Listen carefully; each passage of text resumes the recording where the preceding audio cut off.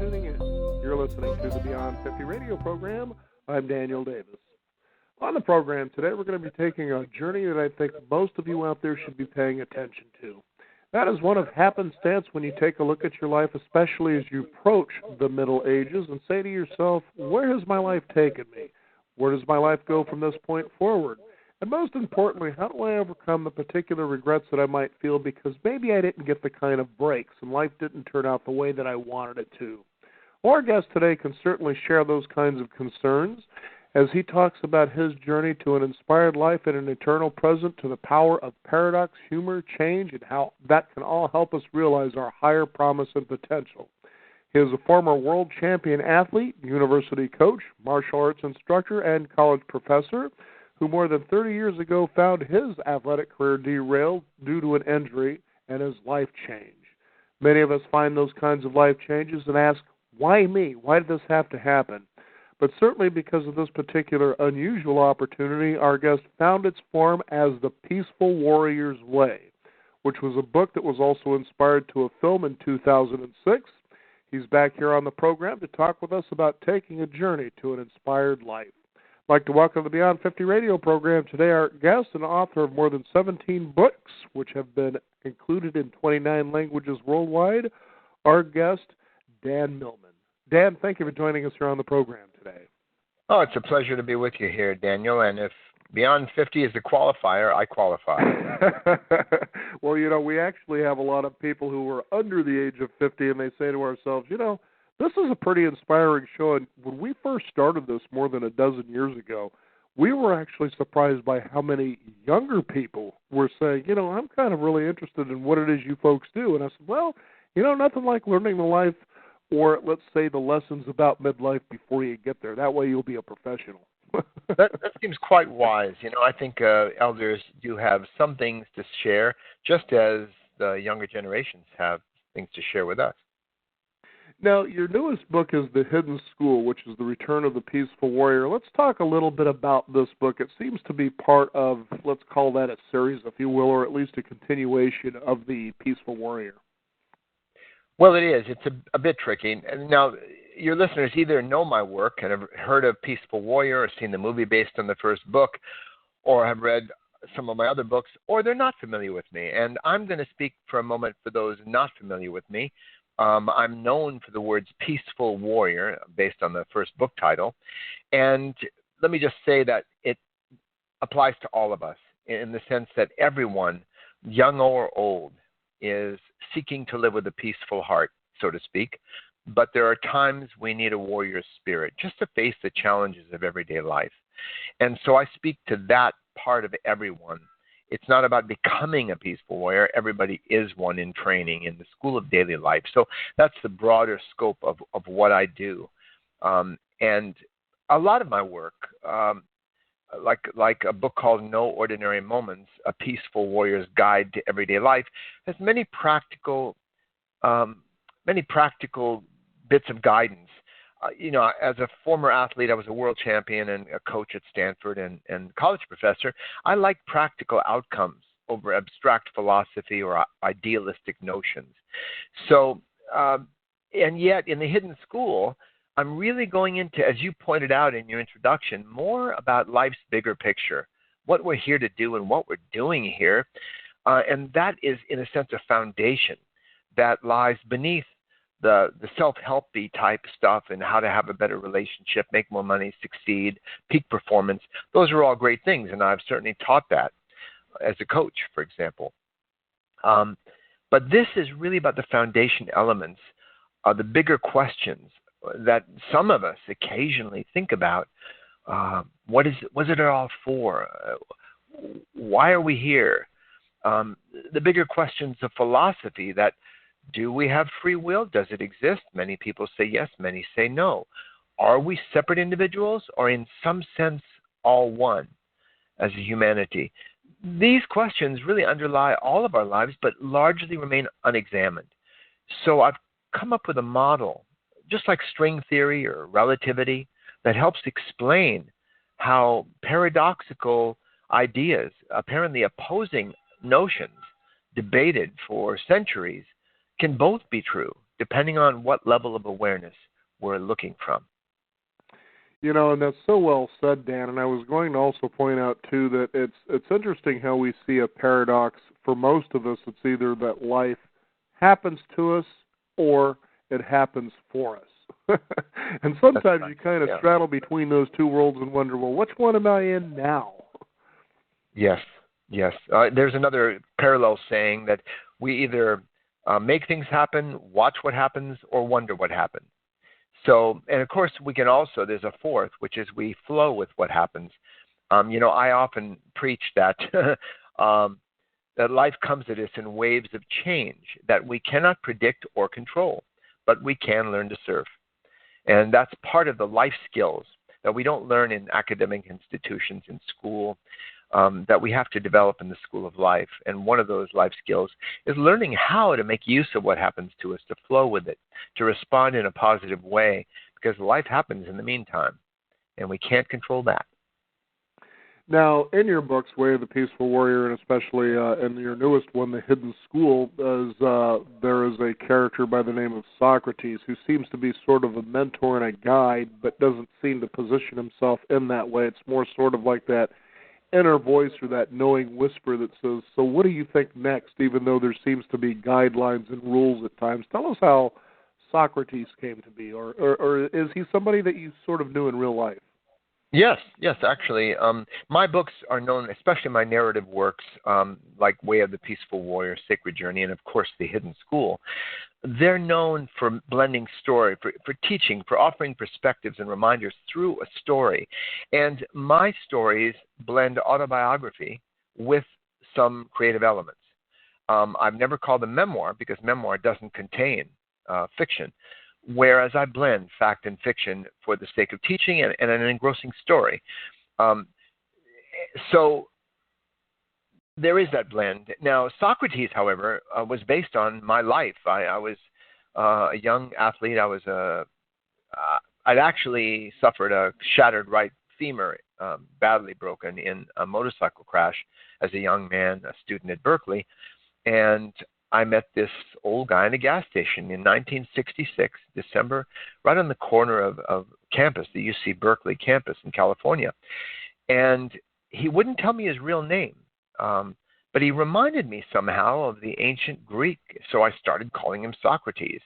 That was his nickname. Then he became my teacher in the book, in my first book, a mentor, an archetypal mentor, and showed me a bigger way of thinking about life, our higher promise and potential. And it was a difficult, frustrating time because I was supposedly successful. I was a world champion gymnast, and I had a girlfriend. My grades were good. I was on top of the world. But I was embarrassed and chagrined constantly around him, just by his example. He seemed more humorous and lighthearted, and I kept stumbling around him. But I stuck around because of reasons that are clear in the book, and I began to learn, and the reader learns with me, and that's why the book, I guess it's been read by about 4 million people. That's a conservative estimate, and it's out in about almost 29 languages. So this book, The Hidden School, the new one, is a part of that story. It's not a sequel. It doesn't happen afterward or before. So someone who has stumbled across Game of Thrones Part 3, for example, won't want to read it unless they've read Part 1 and 2. But that's not the case with The Hidden School. If somebody knows my work, terrific. If they don't, they can still enjoy it. It makes sense, and get a lot out of it. So it's a standalone book as well as part of that initial story. And I think that's very encouraging for our listeners to know, too, because it does stand alone. You realize, well, I don't have to run into the fold and catch series. As you know, we seem to be in a world this day and age with streaming television, binge watching. Right. But you take a look at life, and sometimes people are the same way, let's say, outside of that realm there, where they're more interested in, well, what did I miss? And for instance, when they go to pursue perhaps a particular goal, they're looking for the best of. But they never ask themselves the question, what is best for me at this particular moment? And this, certainly in your story, The Hidden School, is one of those things that you begin to learn. Even though it's right there in front of you, you start letting go of what if, or is this, the thing that I need to be doing. More interestingly, you sort of open your hands, the principle of woo-wee, if you will, and say, okay, this is what's best for me at this particular time. That there seems to be one of those hard things that I think a lot of us really try to wrap our heads around and accept. How did you come to get to that place where you could say, okay, this is my moment in time? Like, I'll give you an example in your book. You talk about how you were flying to Hong Kong and the plane was delayed for about 4 hours, and so they encouraged, if you wanted to, that you could go ahead and depart the plane, but, be sure that you stick around. And then you kind of went on your way and decided to explore Hong Kong, and you can see as it unfolds that all of a sudden there were these what seem to be synchronistic moments, especially when you think about the poster David Carradine. But let's talk about that. Yeah, there's a lot to that time period. I'm glad you raised the point.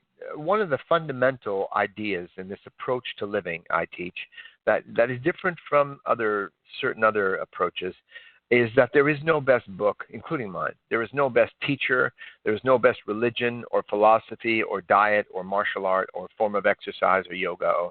There is only the best for each of us at a given time in our life, which in a sense you pointed out in fewer words a little. But I want to emphasize that. Life is an experiment, and it's so important for each of us to trust ourselves, trust our process, to know on some level that wherever we step, the path is going to appear. Because we second-guess ourselves so much, the woulda, coulda, shouldas.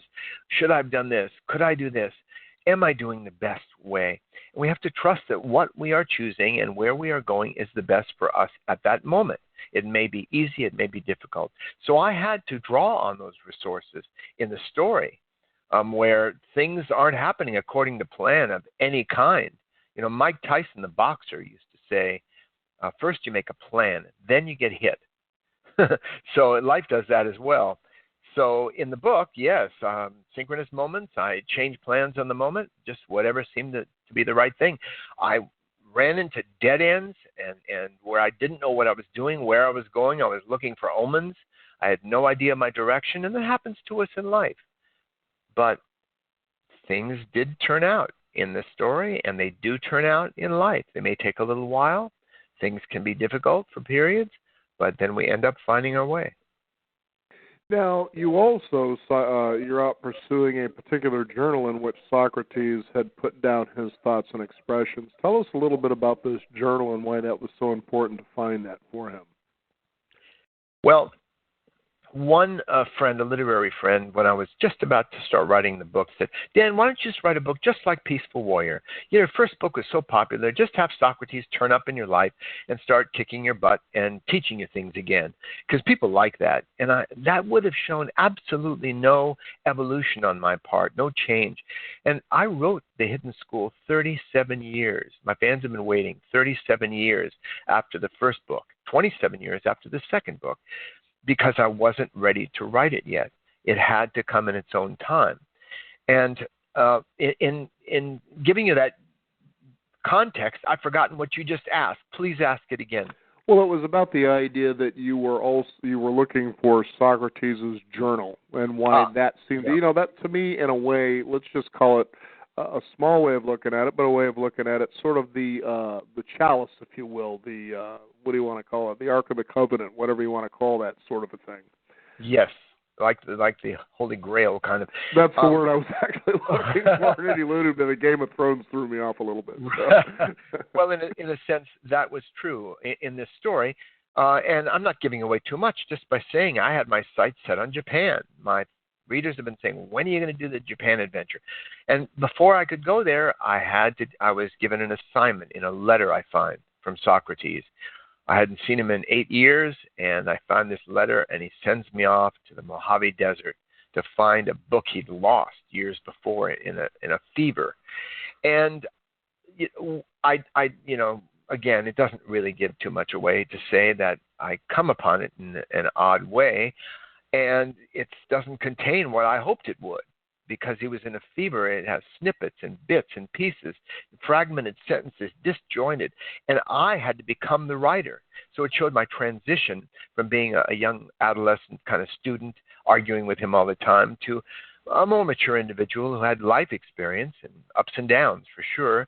And I had to write the journal myself based on his notes. So it had to come from within me. Conveying the sense that each of us has our own wisdom, we don't often trust. And unless a way finds that demands us to bring it out, to draw upon we know more than we've been taught or read. I think each of us has an innate wisdom. So I was called upon to bring that out, and it took a long time. And as I write in the story, I don't want to say where I was, but it was someplace in China. I began work on it and finally complete this journal. It's only about 20 pages of material total, but it conveys some information that's actually fresh, that has not been presented before.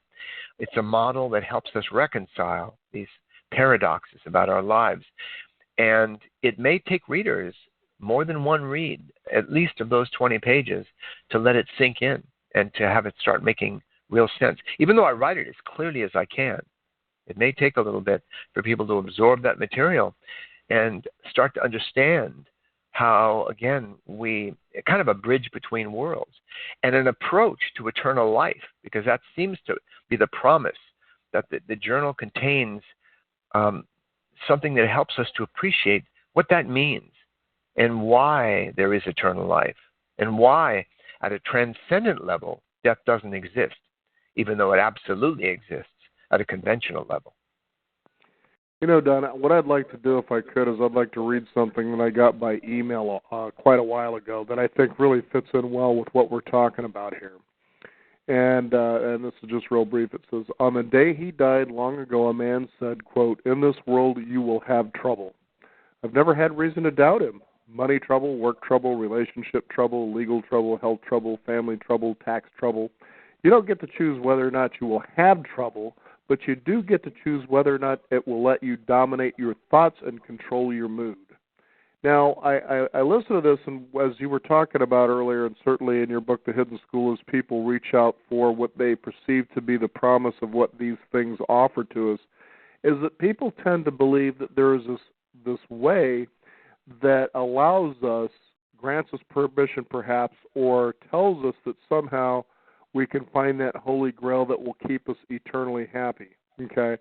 We really don't like the feeling what it feels like, let's say, when you lose your job in a down economy and you know it's going to be really hard to perhaps find another job, get those bills paid, provide for your family, or say in your case, you're a world champion athlete, a gymnast, the shattered femur in a motorcycle accident, you scratch your head and say, why me? I thought I was doing all the right things. We really begin to question these sort of adversities that happen in our lives and think, is there a promise out there that keeps me immune from these things happening to me? As I said, either life happens to you or it happens for you. But the truth is, just like Shakespeare had once been known to say, is sweet are the uses of adversity. And it's interesting when we come out of a troubling situation and we look back on it, how much we sort of yearn to say, those days were pretty good. In retrospect, yes, the comedy is pain plus time. They may not have felt great at the time, but, this is one of my central things that I emphasize, and it's getting more popular, the idea that there are gifts of adversity. I even talk about voluntary adversity, things like doing sports, fitness training, raising children, having an intimate relationship. These are all forms of voluntary adversity in the sense, not the cynical sense. I've been married 43 years to my lovely wife, and I have daughters and grandkids, but it's not easy. Anybody in a relationship knows it's not always easy. Raising children isn't easy. Doing sports isn't easy. Life is easy if we just ignore all responsibility, never have an intimate relationship, live in a little cabin in the woods. In some ways, it's simpler, but I don't think that's what we're here for. Everyday life is a form of spiritual weight training to strengthen our spirits. You don't lift any weights, you don't get stronger. Speaking of that quote that you read about trouble, there's a great quote by Mark Twain who said, I had many troubles in my life, most of which never happened.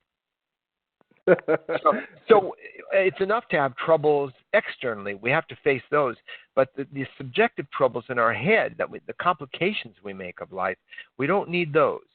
And I agree with you, Daniel, that the idea of the implied promise of success programs and peak performance is that we're going to find that Holy Grail and we'll just be happy.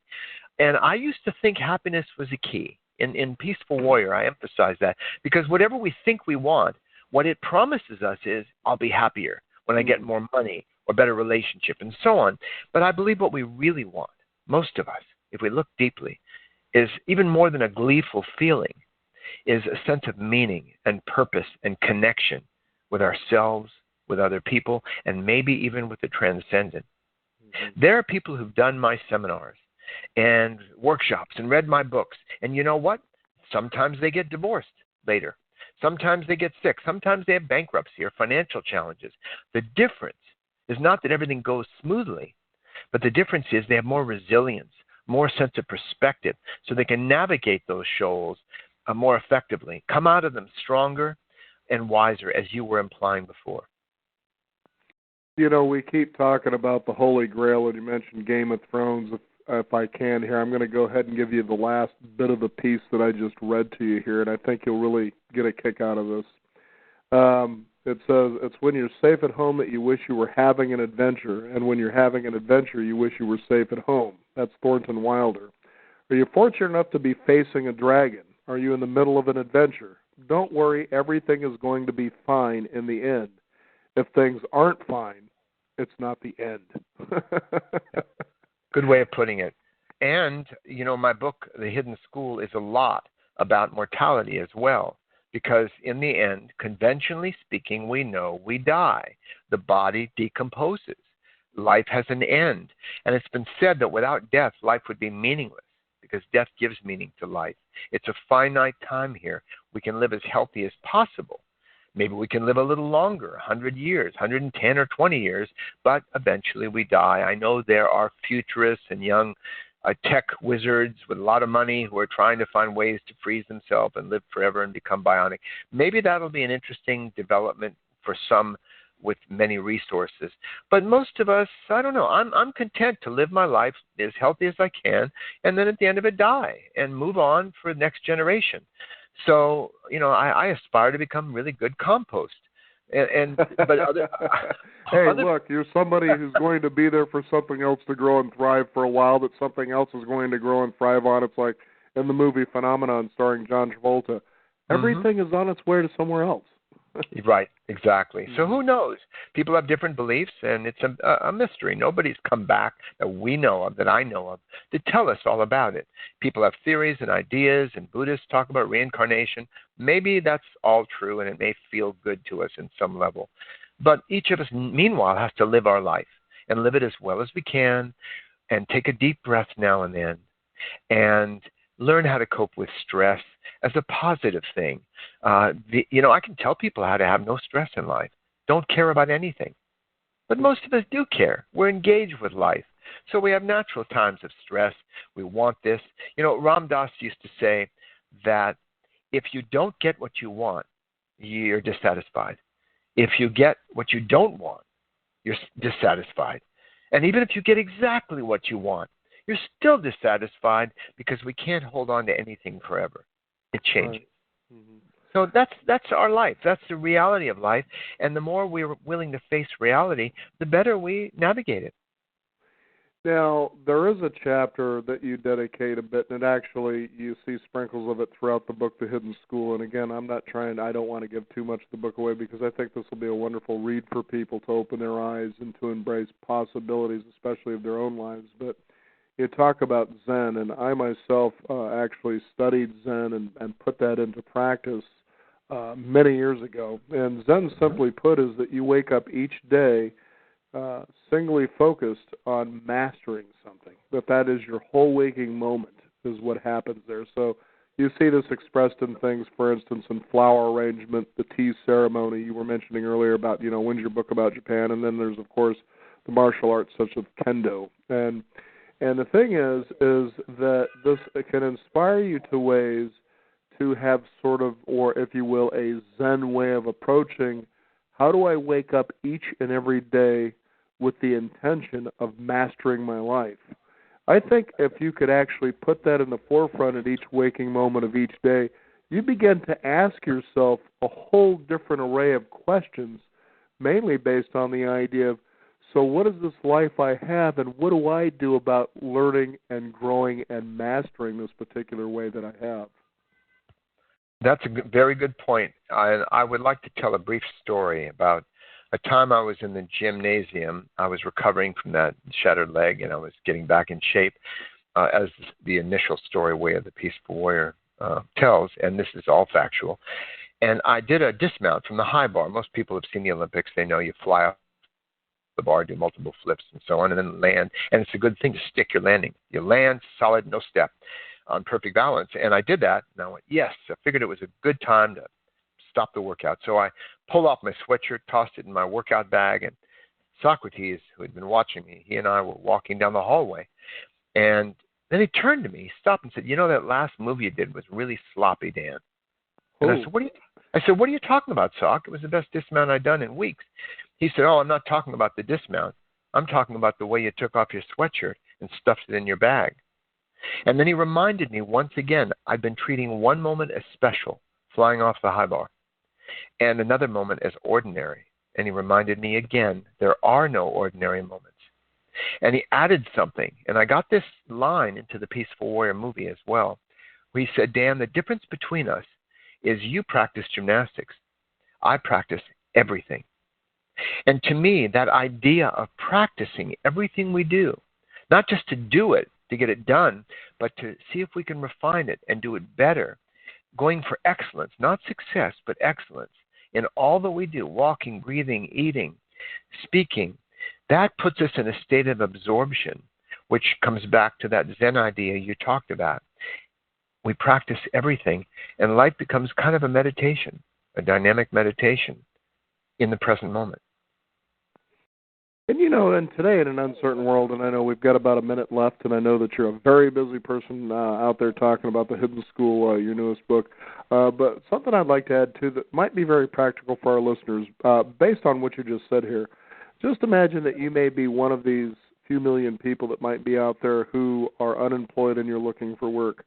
Perhaps in your next job interview, when that occurs, you sit there and you try to master and enjoy just being in the interview. Don't have the intention of trying to get the job or sell yourself or be ahead of everybody else.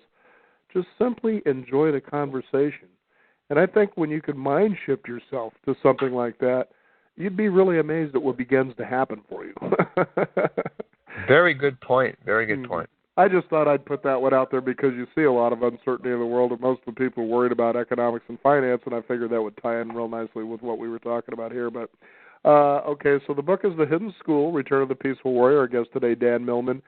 Dan, before you go, if you have a website for our listeners to find out more, please give it out to them. Yes, it's all at peacefulwarrior.com. Very good. Dan, thank you so much for joining us here on the Beyond 50 radio program. My pleasure, Daniel. We want to thank you, the listeners out there, for tuning in. Again, you can put one of them Zen moments into your fingertips and go to beyond50radio.com. That is the number 50. We do encourage you to sign up for our weekly e-newsletter and stay up to date on what's going on in the world of Beyond 50 as well as our upcoming programs. I'm Daniel Davis. Thank you for tuning in. This is the Beyond 50 radio program. And remember, live your day past halfway.